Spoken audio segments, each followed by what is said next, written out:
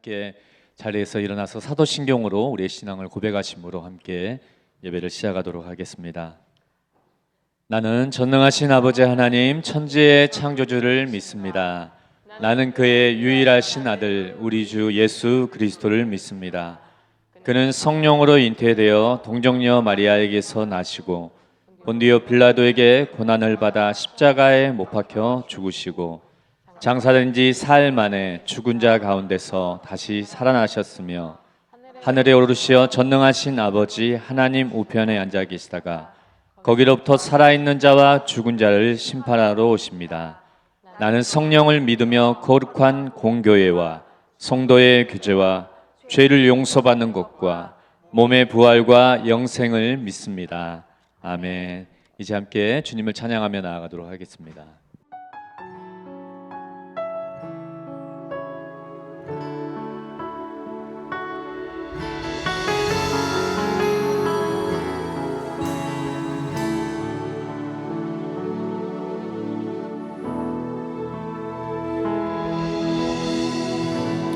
나의 기도하는 것보다 더욱 응답하실 하나님, 나의 생각하는 것보다 더욱 이루시는 하나님, 우리 가운데여 사신 능력대로 우리들의 간구함을 넘치도록 능히 하신 주님께 모든 영광과 존귀 찬양과 경배를 돌릴지어다.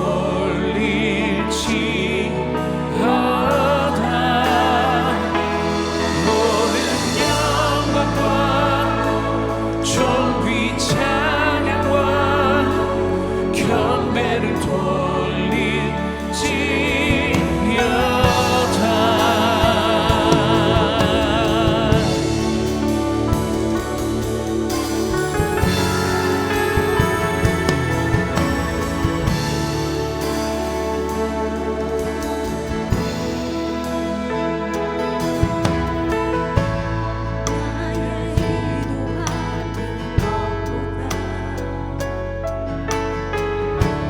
더욱 응답하실 하나님, 나의 생각하는 것보다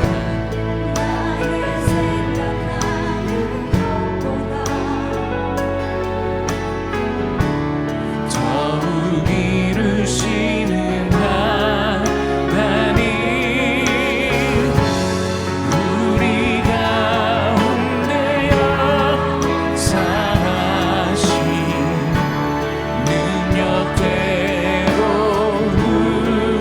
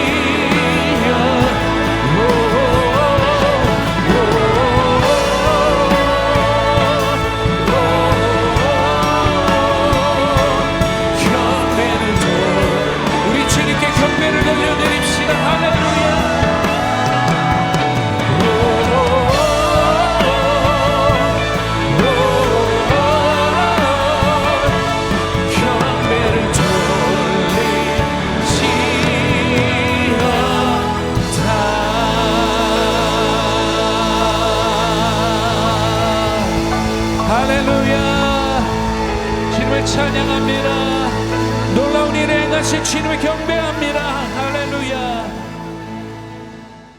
경건, 탁월함에 이르는 길. 디모데전서 4장 8절 말씀입니다. 함께 봉독하시겠습니다. 시작.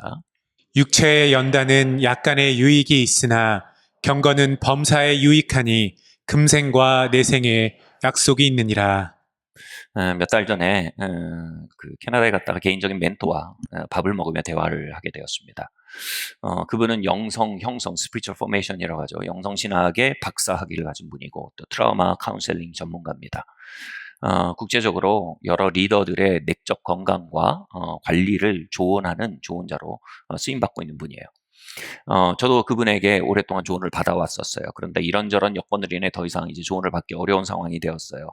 그래서 밥을 먹으면서 마치 그분이 약간은 그 헤어지면서 당부하는 말씀, 마치 유언같이 저에게 당부하는 말씀하셨어요.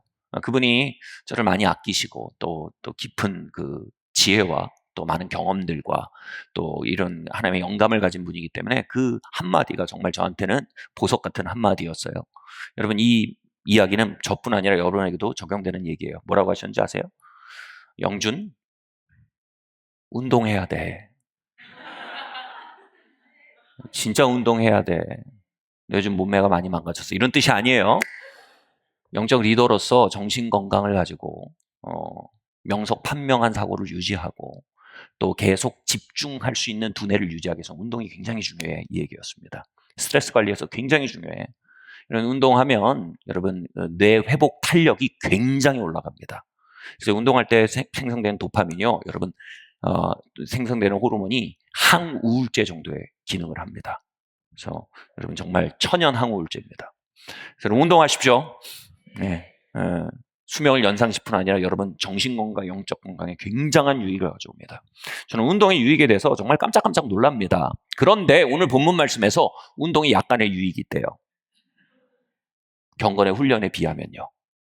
도대체 경건의 훈련이 얼마나 유익이 있는 거예요? 그리고 경건의 훈련이 뭐라고요? 범사에 유익하대요. 범사가 뭐예요, 여러분? 여러분 자식 키우는 거 쉽지 않으시죠? 그게 범사예요. 여러분 아내 사랑, 남편 사랑하는 거 쉽지 않아요. 그게 범사입니다. 여러분 회사 일요, 그게 범사입니다.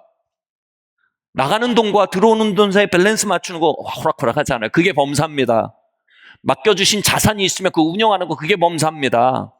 커리어, 그게 범사입니다. 경건의 훈련이 범사에 유익하대요. 운동은 세 발의 피일 정도로 경건의 훈련이 우리의 전반하고 엄청난 유익을 준다라는 말씀, 여러분 쉽게 받아들여지십니까? 사실 이게 잘 받아들여지지 않았어요. 도대체 어떻게 그럴 수 있죠? 근데 제가 근래 들어서 더 이 말씀이 명확하게 이해가 됩니다. 이렇게 말씀드릴게요. 경건이라는 말에 대해서 아주 좋은 정의가 있어요. 지난주에 말씀드렸지만 한 곳을 주목하여 바라봄, 이게 경건입니다. 그러니까 하나님을 주목하여 바라보는 것이 어떻게 우리의 범사의 유익이 될까요? 잠언은요, 하나님을 주목하여 바라보는 경건이 모든 지혜의 근원이라고 합니다. 지혜는 뭐냐 하면 모든 사태를 명석판명하게 볼 수 있는 건강한 사고와 하나님이 부으시는 창조적 영감을 쉽게 수령할 수 있는 뇌의 상태를 말합니다.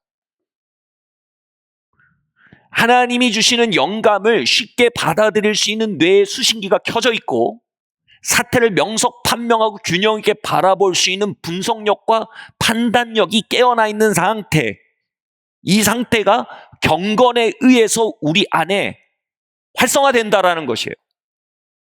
제가 지난주에 말씀드렸듯이 시루야미 시게오라는 사람이 이런 말을 했어요. 뇌 전문가입니다. 천재는 뇌파를 알파 상태로 만들어서 뇌 내에 몰핀을 그만큼 쉽게 이끌어내는 요령을 체득한 사람이 천재다, 이렇게 말했어요. 잠언이 말하는 지혜는요, 뇌과학의 차원에서 설명한 말이라고 해도 과언이 아니야. 아주 좋은 말이에요. 우리가 보통 지난주에 말씀드린, 좀 복습할게요. 우리가 보통 일상적으로 사는 뇌파가 베타파입니다. 베타파는 뭐냐 하면 고민하고 염려하고 스트레스 받고 열심히 일합니다. 그러다가 여러분 열심히 일하고 막 고민하고 하다 보면 지쳐요. 그럼 어떻게 하냐면 도피합니다. 도피하는 방법의 대부분이 뭐냐면 중독입니다. 막 핸드폰을 들여다보고 어떤 경우 야동을 보고 술을 먹고 그래서 보상하려고 합니다. 도피하는 거예요. 베타파는 2차원에서 움직입니다. 열심히 일하다가 막 열심히 뭐 하다가 도망쳤다가 우린 이걸 워라벨이라고 말하기도 합니다. 근데 이 베타파에서 알파파로 낮출 줄 아는 게 천재래요. 이렇게 말씀드릴게요. 베타파에서 뇌파를 안정시키고 잠잠하게 하기 시작하면 성경에서 너희가 잠잠하여 하나님 알지어다. 그 잠잠함이 뇌파가 안정되는 상태입니다. 빠른 알파파에서 보통 알파파까지 떨어지면 말씀드렸듯이 고도의 사고가 가능해져요. 여러분 수학 문제가 집중하다가 막 풀려나가요. 이게 보통 알파파입니다. 공부하다가 갑자기 공부가 술술술술 돼요. 이게 보통 알파파에 들어간 거예요. 그리고 더 들어가면 뭐냐면 뇌파가 더 안정되면 느린 알파파까지 떨어지는데 이거에 대해서 세상 학자들이 얘기합니다. 이걸 묵상과 기도의 상태라고 말해요. 기독교인들이라는 말이 아니에요. 실제로 프란체스코 수도의 사람들의 뇌를 찍어주면 느린 알파파가 계속 나와요. 그리고 방언으로 여러분 1시간 이상 기도한 사람의 뇌파를 찍어보면 느린 알파파로 떨어져 있습니다. 그리고 느린 알파파로 들어가면 세타파로 넘어가게 되는데 이 세타파는 굉장한 영감과 창의적인 생각과 문제들을 전혀 다른 각도로 볼 수 있는 영감이 툭툭 부어지는 상태예요. 뭐 아르키메데스였나요? 목욕하다가 유레카 하고 목욕탕에서 뛰어나갔다 그러잖아요. 그게 세타파예요. 목욕하다가 뇌파가 안전되는 거예요. 그래서 뭐가 영감이 탁 터지는 순간입니다.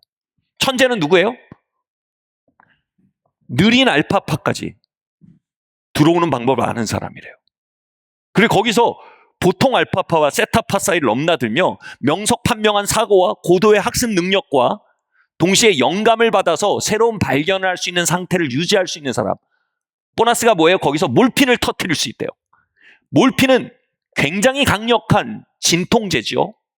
마약성 진통제입니다.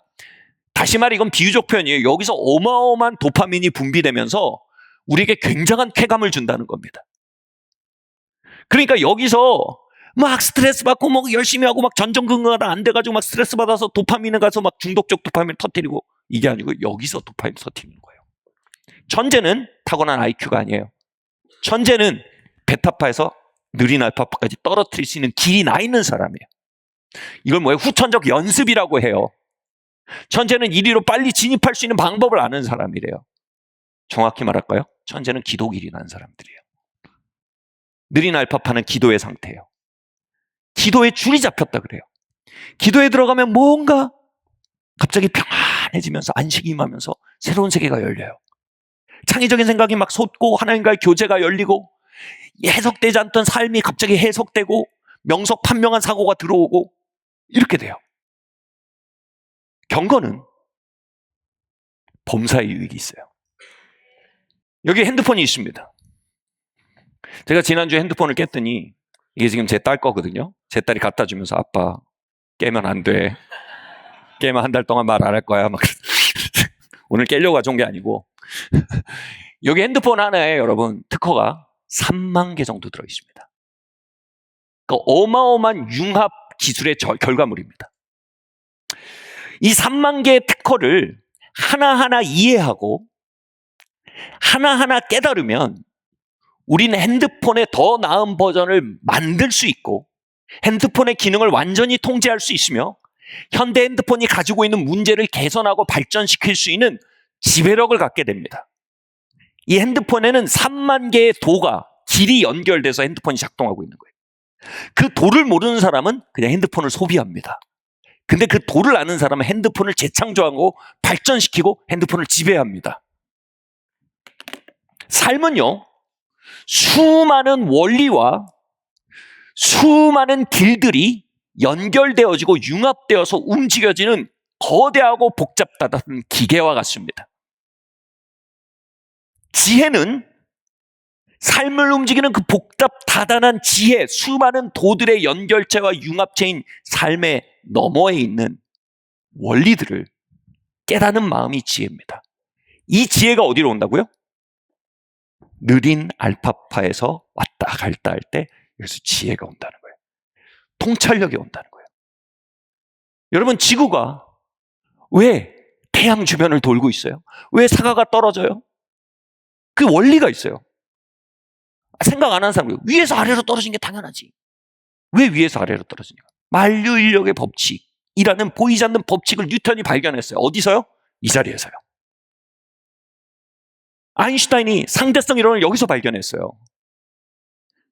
여러분, 코카콜라를 굉장히 발전시킨 초기 회장이십니다. 그 사람이, 당신은 어떻게 이렇게 코카콜라를 발전시켰습니까? 그 사람이 뭐라 하는지 아세요? 내 안에 코카콜라가 흐르고 있다. 그러니까 이 문제에 너무 집중을 하니까 코카콜라에 대해서 몰입 상태가 된 거예요. 그래서 이 회사를 발전시키는 아이디어, 이 사회적인 구조가 보이고 이 코카콜라를 주변으로 둘러싸고 있는 비즈니스 구조가 보이는 거예요. 이건 뭐예요? 도 같은 거예요. 도 같은 거예요. 아멘? 여러분, 말씀이 없이는 만물이 지어지지 않았다고 했습니다. 여기서 말하는 말씀은요, 성경을 말하는 게 아니라고 주석에 돼 있어요. 요한복음이 말하는 말씀은 원리와 길들이라는 표현이 나옵니다. 하나님은 모든 만물을 지을 때 원리와 길들의 기초에서 모든 것을 지으셨어요. 부모 관계, 자식 관계에도 원리가 있어요. 우정에도 원리가 있습니다. 연애에도 원리가 있어요. 원리를 모르면 삶은 혼돈 자체이고 불친절하고 잔인한 정글입니다. 우린 삶에 의해서 소비당하는 사람이 됩니다. 그런 삶의 원리를 이해하면 우리 삶을 정복하고 답을 찾고 개선할 수 있는 삶을 주도하는 사람이 될 수 있어요. 이 삶과 세상의 원리들을 하나님이 육신이 되어 우리 가운데 거하게 하셨대요. 그분이 그리스도 예수래요. 할렐루야. 그 그리스도 예수가 전입강경 더 커집니다. 여러분 안에 사신대요. 그리고 내 안에 그리스도 영광의 소망이 돼요. 다시 말해 우리가 우리 안에 모든 만물의 지혜이시고 원리이신 그리스도, 우리 안에 있는 그리스도에게 링크하는 법을 안다면 우린 영광의 소망, 엄청난 포텐셜이 열린다는 겁니다. 아멘? 할렐루야. 그리스도는 우리의 의와 거룩일 뿐 아니라 우리의 지혜가 되십니다. 이렇게 말씀드려볼게요. 그분이 우리 안에 사시며 우리를 부르세요. 첫 번째로 외로워서 대화나 좀 하고 싶어서 부르세요. 그럴 수 있어요. 부르세요. 너무 사는 게 아니야. 그래서 좀 똑바로 살라고 부르세요. 그럴 수 있어요. 근데 그분이 부르시는 굉장히 중요한 이유가 있대요. 그분의 안에 지혜가 가득해요. 삶의 정글에서 원리를 알지 못하고 통제 방법을 알지 못하고 불확실성과 의외성에 소비당하며 사는 우리에게, 말이 좀 웃기지만 얘야 도를 아느냐. 그리스도는 길이요 진리요 생명이에요. 우리에게 길을 보여주세요.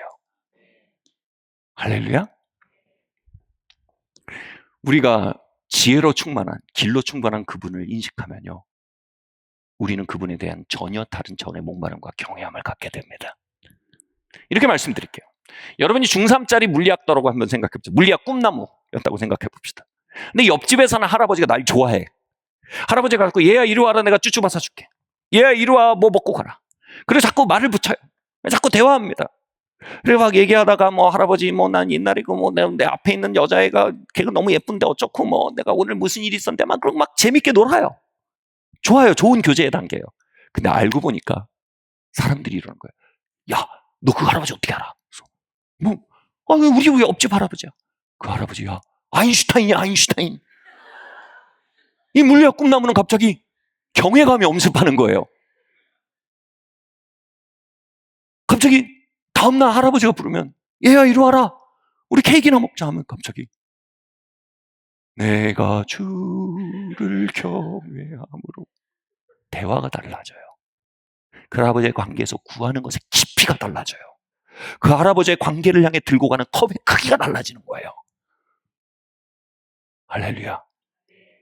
우리 주님은 종교적인 분이 아니세요. 주님은 거룩하세요. 그러나 주님은 고지식하지 않으세요. 주님 거룩하시며 동시에 굉장히 효능적이세요. 세상에 거룩하지 않고 효능적인 사람은 탐욕스러운 비즈니스맨을 연상시켜요. 거룩하기만 하고 효능적이지 않은 사람은 답답한 새님을 연상시켜요. 여러분, 주님은 거룩하고 효능적이세요. 주님은 거룩이시고 지혜이세요. 종교적인 틀은요, 우리를 주님을 답답한 새님으로 사실 여기게 만들어요. 종교에 묶인 분으로 여기게 만듭니다. 주님은 온 우주를 지은 분이세요. 주님은 지하에 총하세요. 그분이 우리 안에 사세요. 할렐루야. 아멘. 마태복음 6장 33절 34절 말씀 함께 읽겠습니다. 시작. 그런즉 너희는 먼저 그의 나라와 그의 의를 구하라. 그리하면 이 모든 것을 너희에게 더하시리라. 그러므로 내일 일을 위하여 염려하지 말라. 내일 일은 내일이 염려할 것이요 한날의 괴로움은 그날로 족하니라. 우리가 그냥 우리 일상적인 배타파로 뇌파로 살아가는 거 아까 말씀드렸죠. 그냥 열심히 사는 거예요. 열심히 살면 도파민으로 보상하고 싶어져요. 그리고 중독적 행위 가운데 이렇게 스윙하며 사는 거예요. 여러분, 중요한 건 열심히 사는 게 아니에요. 중요한 건 잘 사는 거예요. 열심히 일하는 게 중요한 게 아니에요. 잘 일하는 게 중요한 거예요. 베타파는 열심히 하지만 잘하지 못해요. 열심히 살지만 잘 살지 못해요. 우리는 그 분주함과 중독의 사이클에서 걸어 나와서 경건의 자리를 연습해야 돼요. 여러분, 이 길을 자꾸 왔다 갔다 하면 산에, 옛날에 저희 동네 뒤에 신선산, 울산에 살 때 신선산이라는 산이 있었어요. 그 산에 가면 꼭 동네 꼬마들이 막 올라가서 새로운 산로를 많이 개척했어요. 처음에 개척할 때는 막 풀숲에 우거져 있고 길이 안 나 있어요. 근데 꼬마들이 계속 다니면 거기가 길이 돼요. 여러분, 우리가 범사의 여호와를 인정하고 그 영역에서 그분의 도를 구하고 오르내리면 거기 길이 나버린다니까요.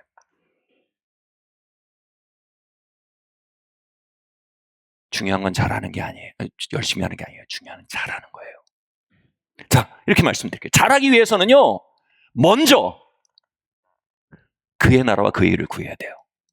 먼저 그의 나라는 뭐냐면 보이지 않는 하나님의 실존이에요. 지혜이신 하나님이 거기에 실존하세요.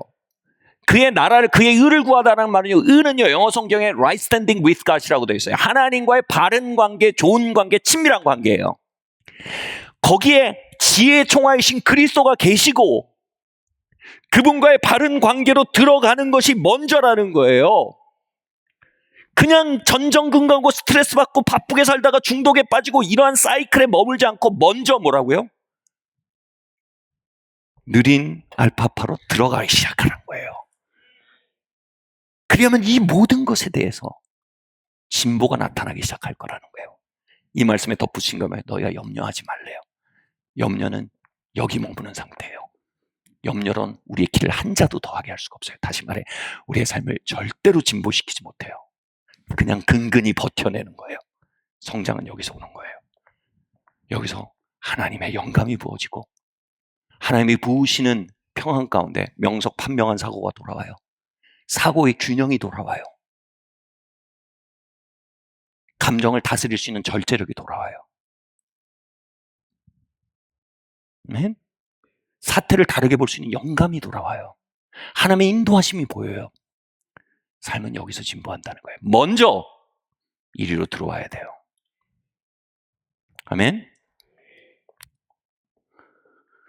프랭클린 다이어리라고 아세요? 지난 몇십 년간 전 세계 리더들에게 굉장한 효능성을 가져온 다이어리예요. 그러니까 시간과 삶의 여러 요소를 잘 분배해서 사용할 수 있도록 다이어리가 구체화되어 있고 그것이 너무나 오랜 시간 동안 입증되어 있기 때문에 많은 리더들이 쓰는 다이어리고 저도 몇 년 동안 프랭클린 다이어리를 썼었어요. 근데 이 프랭클린 다이어리에는 굉장히 모든 날들의 매일에 거기에 이 마크가 붙어 있어요. 한번 보여주시겠어요? 톱이에요, 톱. 톱이 이걸 뭘 의미하는지 말씀드릴게요. 무딘 톱으로 열심히 썰면 결과가 안 좋아요. 중요한 건 열심히 하는 게 아니라 잘하는 거예요. 잘하려면 어떻게 돼요? 열심히 하지 말고 먼저 톱을 갈아야 돼요. 그 좋은 목수는 하루 아침에 톱을 갈면서 시작하는 거예요. 그래서 프랭클린 다이어리는 항상 톱 까는 시간이 모든 시간에 앞서야 된다는 얘기예요. 다시 말해 베타파로 난리가 나 있는 우리 뇌가 느린 알파파로 진정될 수 있게 하는 시간을 갖고 시작하라는 거예요. 지혜와 영광과 명철 안에서 삶을 시작하고 문제를 대면하라는 거예요. 할렐루야. 아멘. 우리 뇌파를 안정시키는, 하루의 시작을 안정시키는 걸 우리 뭐라 그래요? 경건의 시간이라 그래요. quiet time. 저는 어려서부터 신앙을 이렇게 배웠어요. 아침에 첫 시간을 하나님께 드려라. 경건의 시간을 가져라. 프랭클린 다이어가 그거 얘기하는 거예요. 그러면 우린 열심히 사는 사람이 아니라 잘 사는 사람이 될 수 있어요. 우린 삶을 근근히 버티며 삶에 소진되는 자가 아니라 삶의 원리를 깨달아가고 하나님의 인도하심을 알게 되고요. 길을 알게 되고요. 삶을 통제하고 조금씩 정복해가는 사람이 될 수 있어요. 먼저 그의 나라와 그의 일을 구해야 돼요. 저는 굉장히 무모한 일을 하는 편입니다. 그 중에 하나가 뭐냐면 10여 년 전에 제가 여행을 좋아해서 전세금을 빼가지고 당시 유치원도 안 들어간 어린 딸 둘을 데리고 아내와 같이 세계 일주를 했습니다. 배낭여행으로요. 그것도 막 이렇게 뭐 이태리, 파리 이런 데 간 거 아니에요. 요르단, 시리아, 이집트 뭐 이런, 예. 인도, 히말라야, 막 히말라야 안나푸르나 막 올라가고, 예. 남미, 멕시코 이런 데 가고, 그렇게 미지의 세계를 가는 게 너무 좋았어요. 근데 여기서 굉장히 중요한 게 있어요. 그 새로운 문화권에 들어갈 때 내가 모른다는 걸 인정해야 돼요. 내가 아는 줄 알면 큰 코 다치는 거예요. 한국에서 먹히는 모든 원리가 거기서 안 먹혀요. 거긴 다른 원리로 굴러가는 곳이에요. 그러면 거기 들어가기 전에 점점 경외감이 생겨요. 몇 번 뒤면요. 무슨 일이 하냐면 정말 밤을 새요. 하나님께 매달려요. 하나님께 매달리고 하나님께 나아갑니다. 그러면 점점 지혜가 돌아와요. 지혜가 돌아와서 내가 아는 줄 알았는데 실제로 아는 게 아닌 게 뭔지가 보여요. 그리고 그 상태에서 관련 지식들을 조사하기 시작하면 내가 감내하고 감당할 수 있는 위험, 다시 말해 위험인데 내가 이런 거 이런 거 관리하면, 이런 거 염두에 두면 관리할 수 있는 위험이야. 이건 내가 어떻게 해도 관리가 안 되는 위험, 이게 구분이 됩니다. 그래서 아무것도 안 하는 겁쟁이가 되지도 않고 무모한 짓을 막 저지르는 위험한 사람도 되지 않습니다. 제가 딸들을 데리고 다니는데요. 그렇게 5대양 육지를 다 다녔어요. 아프리카를 다녔어요. 온도가 50도 넘어가는 여름에 꼬마들 데리고 이집트 사막을 걸었어요. 그리고 그 여행에 간 건 아니지만 저희 개인적으로 저 혼자 그때 가족이랑 간 거 아니면 전 평양도 갔어요. 안 열리는 곳이 없어요. 왜냐하면 하나님께 나아가서 톱을 갈면요 보여요. 그리고 하나님의 인도하심들이 캐치가 돼요. 그리고 현명해집니다. 먼저 우린 그 상태로 들어와야 돼요. 아멘. 우리는 매일 새로운 날을 맞습니다. 우리는 새로운 날을 맞으며 오만하게 하루를 시작합니다. 어떻게 해요? 내가 그 날을 안다고 생각합니다. 여러분, 그건 전혀 새로운 날이에요. 우린 한 번도 살아보지 않은 날을 맞은 거예요. 우린 새로운 날 앞에 겸손해야 합니다. 그 날을 지으신 하나님 앞에 무릎 꿇어야 합니다. 아멘? 오만하면 하나님께 나아가지 않게 합니다. 또 하나님께 나아가지 않게 하는 두 번째 요소는요, 말씀드렸듯이 종교적인 통념입니다. 하나님은 그냥 공자왈 맹자왈하는 서당 스승님처럼 생각하는 겁니다. 뛰고 달리고 부딪히고 박살나는 일터에서 하나님은 그저 무엇이 옳은지만 말씀하시는 분으로 여겨지는 겁니다. 우리의 삶에 풀어야 할 과제와 정글 같은 현장에서 하나님 그냥 도덕경이나 읽고 계신 분으로 느껴질 수 있다는 겁니다. 그러면 우리는 시간이 나면 하나님께 가지만 그렇게 전쟁터에서는 하나님께 갈 이유를 찾지 못하게 됩니다. 둘 중에 하나에 잡히면 우리는 하루를 시작할 때 하나님께 안 가게 됩니다. 질문합니다. 여러분 하루 시작할 때 하나님께 가십니까? 여러분 둘 중에 어느 곳에 잡혀 있는 겁니다. 안 간다면요. 예수님의 이름으로 그 착곡을 깨어질지어다. 우리는 한 번도 살아보지 않은 하루를 매일 아침 맞습니다. 우린 매일 먼저 그의 나라와 그 일을 구해야 합니다. 톱을 갈아야 합니다. 많은 천재들이 섰던 그 자리에 설 줄 알아야 합니다. 지혜와 영감이 부어지는 자리를 알아야 합니다. 아멘. 여러분, 기독교에서 우리는 월화수목금토일 이렇게 안 봐요. 주일, 일월화수목금토예요. 일이 왜 매너핀 줄 아세요? 첫 시간을 주님께 드리는 거예요. 어떻게 해요? 이때 안식하라는 얘기가 뭐예요? 버스 타지 말고 텔레비전 보지 말고 이 정도 수준 얘기하는 게 아니에요. 안정시키라는 거예요. 배탑에서 빠져나오라는 거예요. 예배 드리고 하나님 인지 앞에 나아가고 느린 알파파로 돌아가서 삶을 새로운 관점으로 보게 되고 밸런스를 회복하고 하나님의 영감을 받을 수 있는 수신기를 기라는 거예요. 그리하면 이 모든 문제들을 풀어가는 사람이 될 거라는 거예요. 그리하면 이 모든 과제들에 대한 솔루션을 얻기 시작할 거라는 거예요. 그리하면 정말 정글 같던 곳에 길이 보이기 시작할 거라는 거예요. 아멘 하시죠? 할렐루야. 아멘.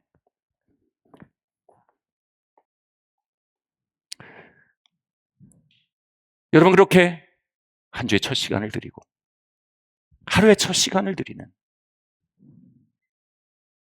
하나님을 경외하는 라이프스타일이 우리 안에 돌아오기를 바랍니다. 겸손하되 종교적이지 않으며 갈망하되 형식적이지 않은 범사에 하나님을 인정할 수밖에 없는, 아멘. 그분이 우리의 삶의 범사에 길을 아시는 분으로서 인정받고 범사에 밸런스를 가져오실 수 있는 분으로 인정받는 삶을 걸어나길 예수님으로 축원합니다. 우리 다음 말씀 한번 볼까요? 시작. 맡은 일에 사명감을 가지라. 골로새서 3장 22절에서 24절 말씀 함께 읽겠습니다. 시작.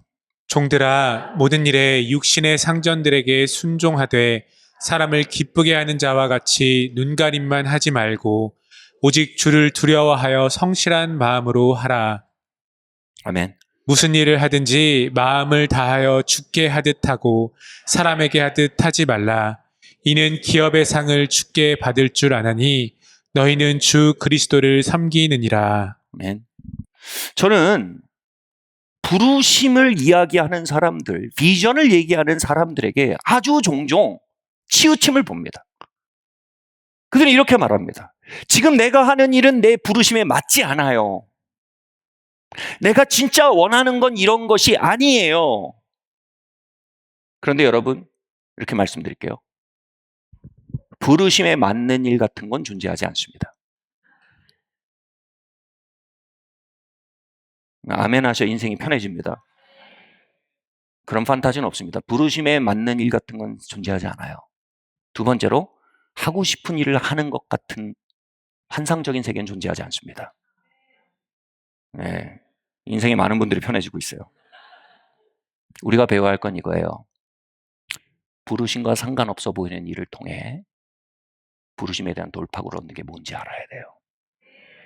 우리는 하고 싶은 일을 하는 게 아니라 해야 되는 일을 좋아하게 되는 법을 배워야 돼요.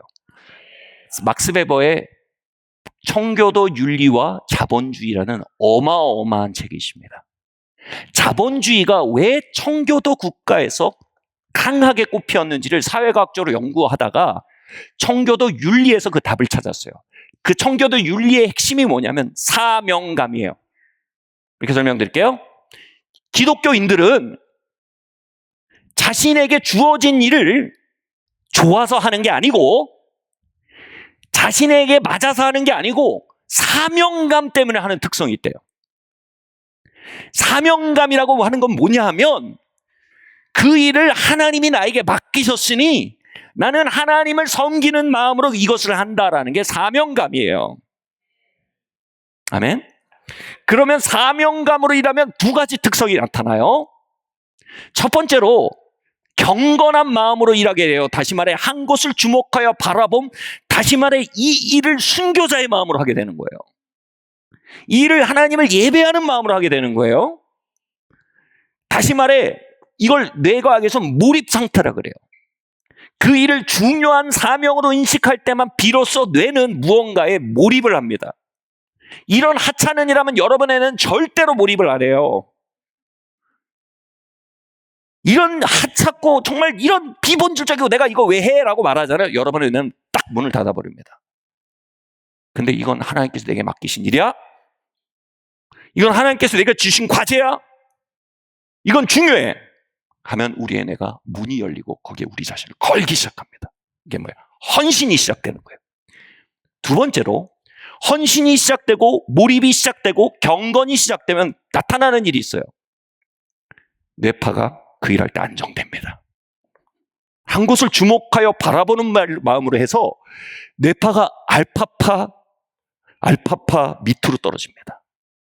천재는 베타파를 알파파로 만드는 방법을 아는 사람이에요. 그럼 뭐예요?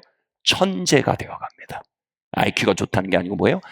되게 명석하고 하나님의 인도하심을 잘 캐치하는 상태의 수신기가 우리 안에 장착이 됩니다. 두 번째로 나타난 인물이에요. 천재는 뭐라고요? 그곳에 들어가 몰핀을 터뜨릴 줄 아는 사람이래요. 그 일이 좋아집니다. 혼신을 쏟다 보면 좋아지나요? 좋아지면 혼신을 쏟나요? 좋아서 혼신을 쏟는다고요? 솔직히 말할게요. 여러분, 한 달 뒤에 좋은 게 바뀌잖아요. 제가 제 아내를 결혼하기 전까지 제 아내를 좋아하는 건 제 취향과 연결이 있었어요. 결혼하고 제 아내를 좋아하는 건 헌신의 문제예요. 내 여자잖아요. 하나님이 나한테 주신 여자잖아요. 이 여자를 사랑하는 건 이제 하나님 앞에서 내 사명이에요. 여러분, 그렇게 사명을 하면요, 전혀 다른 좋아함이 관영하기 시작합니다. 그 사람에게 헌신하고 최선을 다할 때만 터지는 도파민이 터집니다. 그러면 헌신하는 만큼 섬기는 만큼 대상이 좋아지는 이상한 일이 벌어집니다. 이걸 알아야 돼요. 우린 좋아해서 헌신하는 게 아니에요. 헌신해서 좋아하는 거예요. 와, 설교 끝나도 될 것 같아. 오늘 과식하고 있는 것 같아. 헌신하세요. 그럼 좋아져요. 헌신하세요. 그럼 명석해져요. 헌신하세요. 그럼 남이 못 보는 걸 봐요. 헌신하시면 이전에 싫던 것이 좋아져요. 아멘? 저는 교회를 개척하고 결혼하고 사실 군목으로 갈 줄 알았는데 일이 어떻게 잘 이상하게 돼서 갑자기 사병으로 입대하는 놀라운 경험을 했습니다. 제가 교회 개척하고 설교를 해야 되는데 190도 훈병이 돼가지고 군복 입고 영하 20도 겨울에 입대했거든요. 제 아내가 임신한 상태인데 좋아했을까요? 제가 내 부르심과 이게 관련이 있다고 생각했을까요? 내 부르심에서 가장 먼 일입니다. 내가 가장 싫어하는 일입니다. 거기 가서 칫솔에다가 치약 묻혀서 내 몸은 바닥을 닦고 아내를 돌봐야 하는 내가 눈 치우고 설교해야 되는 내가 각계전투하고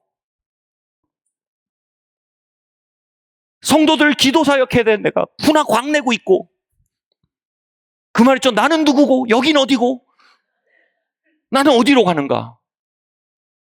상념이 제 영혼을 누르는데 기도해서 하나님 도대체 내가 뭐 하는 겁니까? 그래서 저는 목사의 부르심이 있는 사람입니다.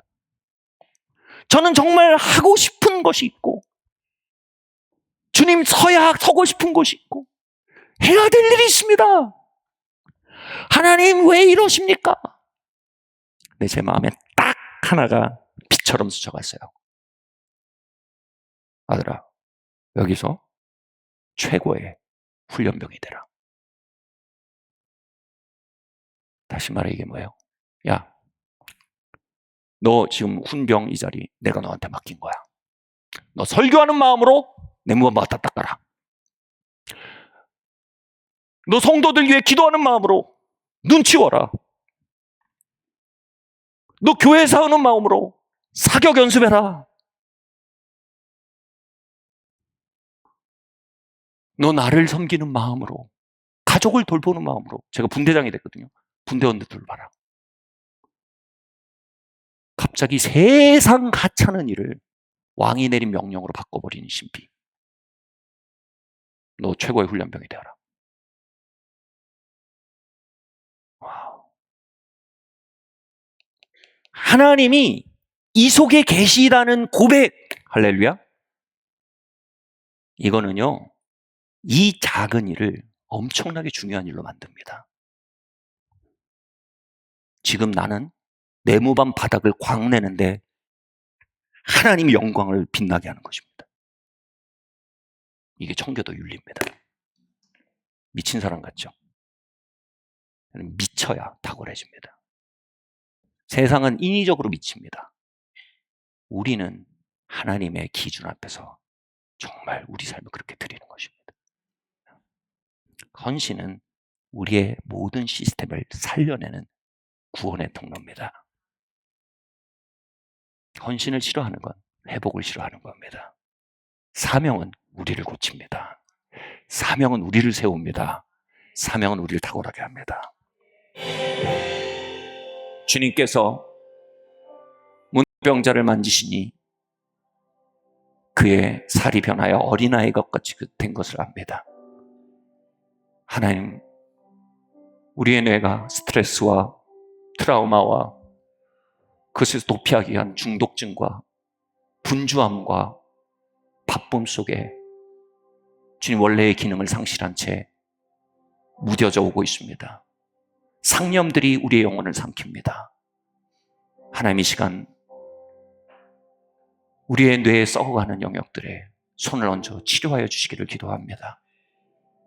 주님, 우리의 뇌가 세송되게 하시고 주님과의 소통을 알게 하시며 주님과의 동행을 알게 하시며 경건의 비밀을 아는 뇌로 이렇게 세워주시기를 기도합니다.